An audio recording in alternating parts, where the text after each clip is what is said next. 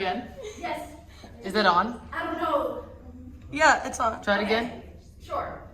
Yes. Hey everybody! I don't think it's on. Our most financially lucrative pitch show that we've ever done. Yay! Thank you so much for coming. My name is Juliana, and just to let you guys know, this is my first. Oh, there it is. Is it on? Yeah, Sorry. yeah, it is. Okay, go be funny now. This is my first stand-up routine ever in my whole Woo! life.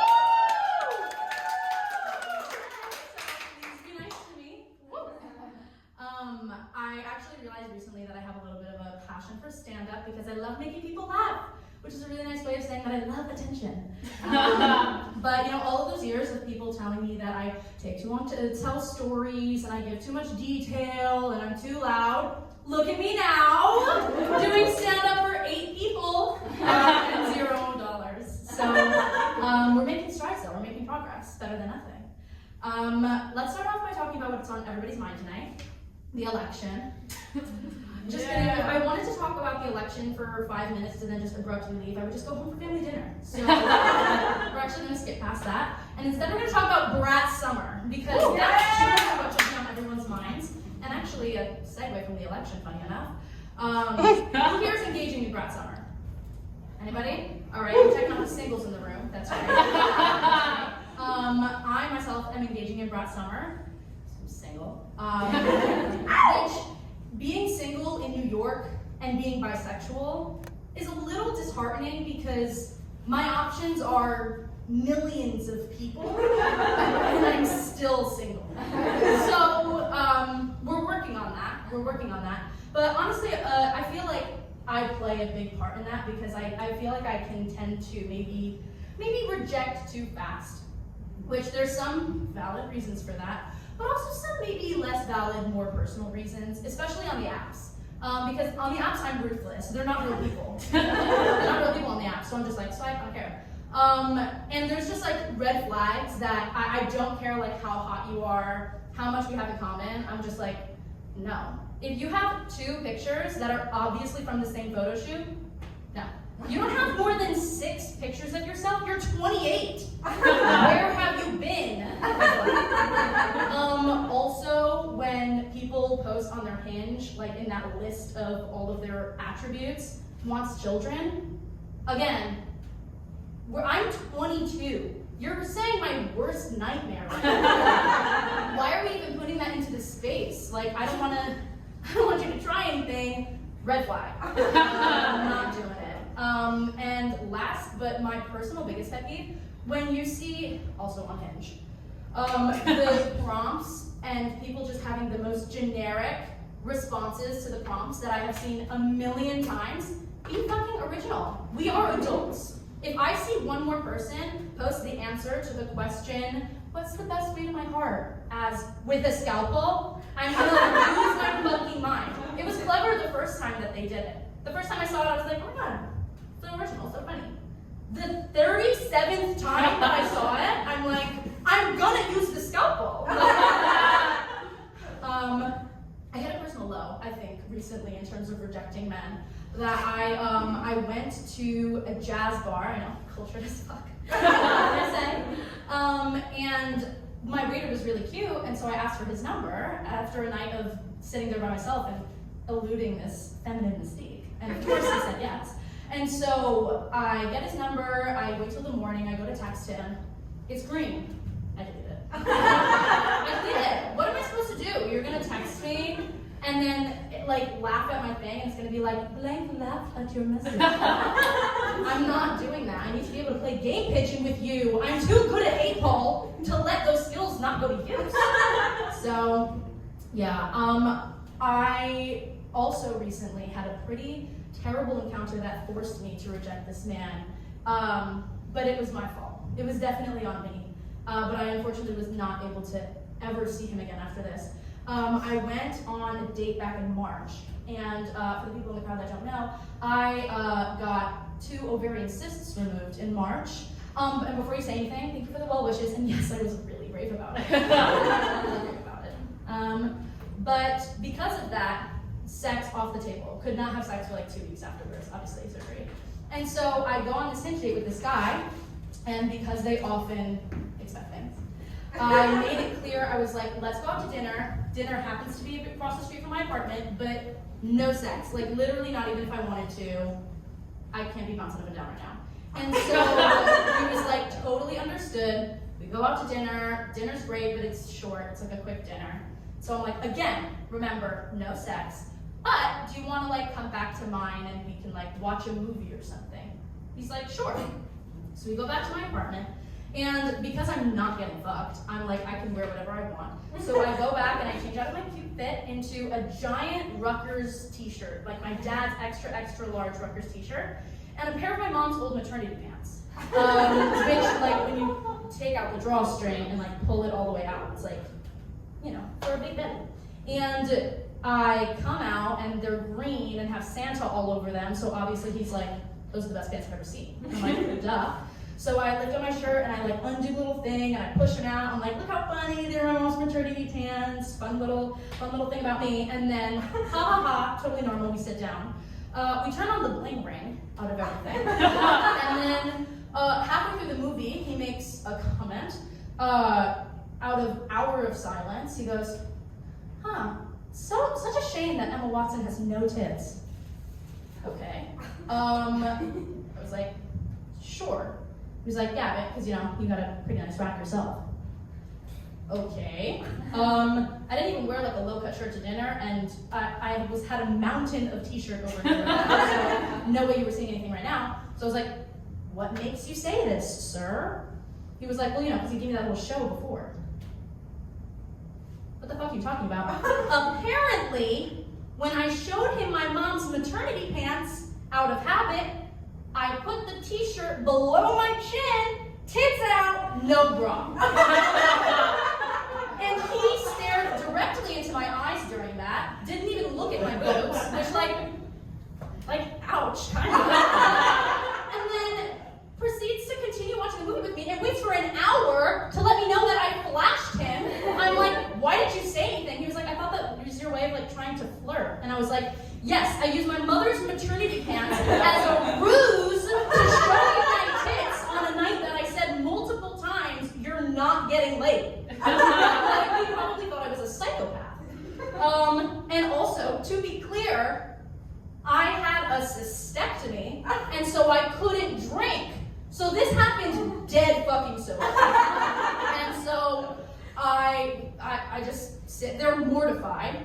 After like 5 minutes, I'm like, I need to do something. I'm like, do you want ice cream? I have ice cream in my freezer. He's like, sure. I go, there's no ice cream in my freezer, just popsicles. I'm like, would you instead like a popsicle? He's like, no. I'm like, okay, I'm still gonna have a popsicle. What the hell? I sit down. I introduced the most phallic of desserts to eat by myself next to him in silence. And I realized as soon as I sat down and said it out loud, I was like, I don't know how to eat this in a non-sexual manner. And he was like, hence why I said no to the popsicle. I was like, great. I love that those words weren't mouthed when I was at the freezer 2 minutes ago, because I would have liked to have realized that information. And so I'm sitting there trying to eat the popsicle, but my teeth are really sensitive, so I can't even bite into it. So I'm trying to like do it with like the lip, and I'm like nudge it off, and it's not working. I look like an idiot. And then I'm like, all I can do is like this popsicle, it's melting. So I start, you know, doing my thing. What can I say? I've had practice. And he turns to me and he's like, wow, you really got a technique going there. I'm like, oh goodness. You're not getting laid. But he then, after that, proceeded to stay silent for the rest of the movie. I finished my popsicle, thank God. And as soon as the credits roll, he looks at me and he goes, I think it's time for me. Leaves immediately. As he's putting on his shoes, right by the door, this is the cherry on top, I am fun and quirky and cute, and so I keep mistletoe up year-round. I put it up once for Christmas, and it was really high, and I was like, it's staying there forever. And so he was standing right underneath the mistletoe, and I was like, I'm standing here in silence while he's like putting on all his winter garb. I'm like, you're standing right underneath the mistletoe. He was like, it's March. I'm like, yes, but I just keep it up there for fun. And he was like, to try to kiss people? I was like, not necessarily. It's like, hey, I'm gonna. And then left, and then I deleted his number. I never saw him again. But I think that he might have given me the best response in the morning, right before I blocked him, of course. He texted me the next morning and he said, hey, honestly, I had a really good time last night. When can I see your boobs again? Which honestly warmed my heart a little bit, but I was like, I still need to block you. But I'm happy that he's at least engaging in Brat Summer, because that was a really Brat Summer response to have. And I'm proud of him for that. Well, thank you very much. And we're going to continue with some sketches from my lovely, lovely peers. So stay tuned. Yay!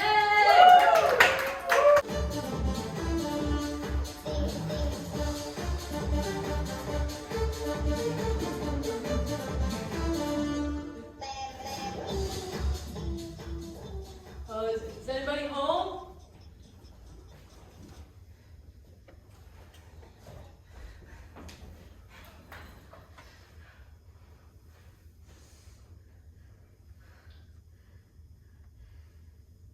ASMR barbershop. Classic barbershop. Barber oils you up and down. Brush up with a hot towel. Giuseppe and Giovanni's cut up.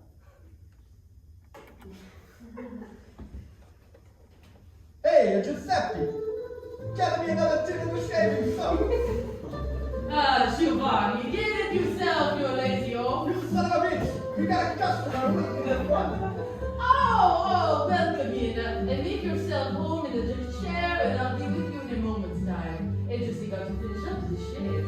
Now, fella, you said you wanted a close shave. Oh, that an extra close shave, huh? Well, if you say so. Giovanni, grab that extra sharp clippers and trim for me. Now, lean back in the chair. I'm gonna run a hot washcloth over the neck. Now let me rubbing this up foamy shaving cream. Going to get you nice and sticked up. Now I'm coming in real close with the smooth, straight razor. You just extra sharp, just for the close shave you asked for. Now careful there, Giovanni. That is the extra sharp blade for the close shave. No, do you think I know that, you son of a bitch? Now listen, here I go. Hey, don't call me a son of a bitch in front of the customer. You need to relax. I'm not trying to do a shave here. Whoopsie. Mister, I'm so sorry. I gave you a little nick. Look at what you made me do, Giuseppe. Don't you worry. Let me run and grab the fresh out. Hey, Giovanni, he's really bleeding here. This could get ugly. Uh-oh. Hey, Mister, you okay? Jesus Christ, Giovanni, there's a blood everywhere. Oh my God, you found the worst nightmare, Giuseppe. Mister, stay with me now. Keep your eyes open. God, Giovanni, it's in the river of blood like Grandma's marinara.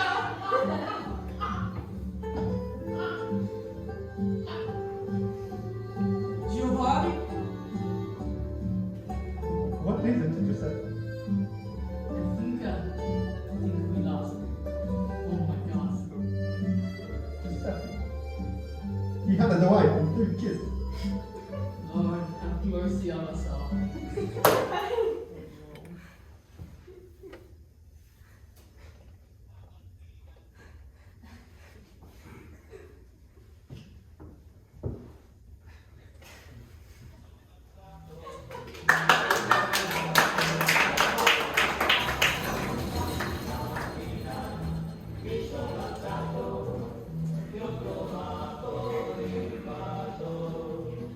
Partigiano, portami via.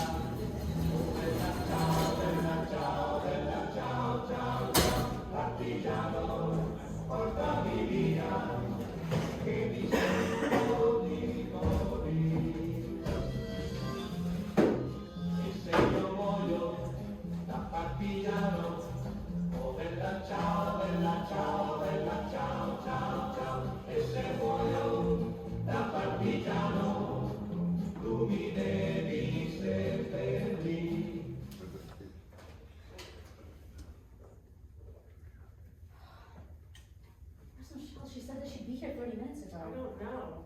I'll text her. Wait, I hope she's okay. I hate walking on Canal Street at night. I know. Oh, God. Michelle, are you okay? I literally left on time, but then these guys would not stop hassling me and saying stuff like, hey mama, nice rack, and hey, put a smile on that pretty face. I took a cutesy tour at a time, but that's fine with me. Dude, I'm so sorry. That sucks. Dude, I got home safe. I hate those guys. I know. Like, who do they think they are? But I mean, at least we have each other, right? Yeah. True. That reminds me of this one time, I think it was like last Saturday, I went to Times Square and I was wearing that cute blue dress. Yeah. And this guy was sitting on the side. He said, hey mama, I know now why they call it the blue, the hottest part of the flame. Ugh. And then just stared at me like he could see through my dress. It's like disgusting. Gross. I mean, creative, but so I know. appalling. Oh my god, that reminds me of this time. I was walking into Starbucks behind this like finance looking guy, and he like opens the door for himself and then like looks behind him and then like keeps pushing the door out behind him so I can like walk through the door behind him. Ugh. He probably ordered an Americano. I think that he was just holding the door open for you. No, but he like wanted me to like walk through behind him, like I could tell. But you were actively walking into the Starbucks? Yeah, but like he like forced me to walk through the door behind him, like he like held it open. Oh my god. I think that he was just holding the door open. I don't think that he was a creep. He was probably just like from the Midwest or something. Thank you! I fucking hate Midwesterners too! Well, for me, it's the worst when you're finally starting to trust a guy and then they start rejecting you. Yeah. Like the other day, I was on the second date and we're on our way to the restaurant and I'm walking in front of him and then out of nowhere he just stops and points and yells, ass! Oh my god, that is so middle school. Did you leave? I don't know, I should have, but he was gonna buy me lobster. And he did. It was really good. Oh my god! That reminds me of this time I was on this like 10th date and he comes bringing this handwritten note that says on the back, Kathy, will you be my girlfriend? From the receipt from our first date. Like a fucking creep. And then like, I say yes or whatever. And then he pulls out a bouquet of pink roses, which are my favorite, which he remembered like a fucking serial killer would. Kathy, is that what you think catcalling is? I don't think you've ever actually been catcalled. No, guys, I'm hot. I promise that I've been catcalled, okay? All the time, guys would say to me after having a nice, respectful conversation, hey, Kathy, I really liked getting to know you. May I please ask for your phone number so we can continue this conversation? Yeah, it just sounds like you're being respectfully asked out. No, it's disgusting. I swear, these guys want to talk to me. It's like they're using conversation and emotional connection as some kind of sick foreplay.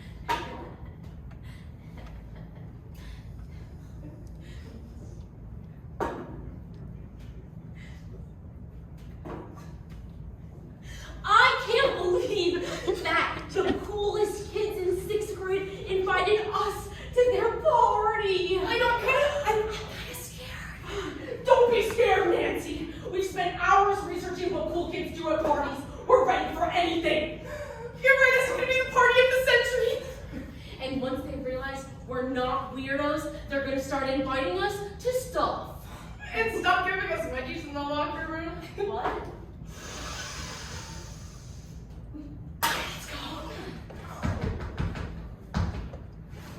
Oh, hey guys, come in. Come on in. Come here. You made it just in time. I feel a little underdressed. I know, me too. Well, we were just about to play 7 Minutes in Heaven. Why don't you join? Okay. Whoa, whoa, whoa, whoa, whoa, whoa, whoa, whoa! Caleb o'clock. Whoa! Whoa, whoa, whoa, whoa, whoa, whoa! Time! Oh, and we are The Nail Bros! Oh, and you're watching Extreme Home Makeover! And boy, do we have a treat for you today. After the Wright's family home was damaged in last summer's hurricane, Jim's wife, Melissa, came to us in search of doing something special for her family. And Rose, did we ever? What do you say we get the right family out here and we get Liddy? Yeah. All right, Wrights, let's get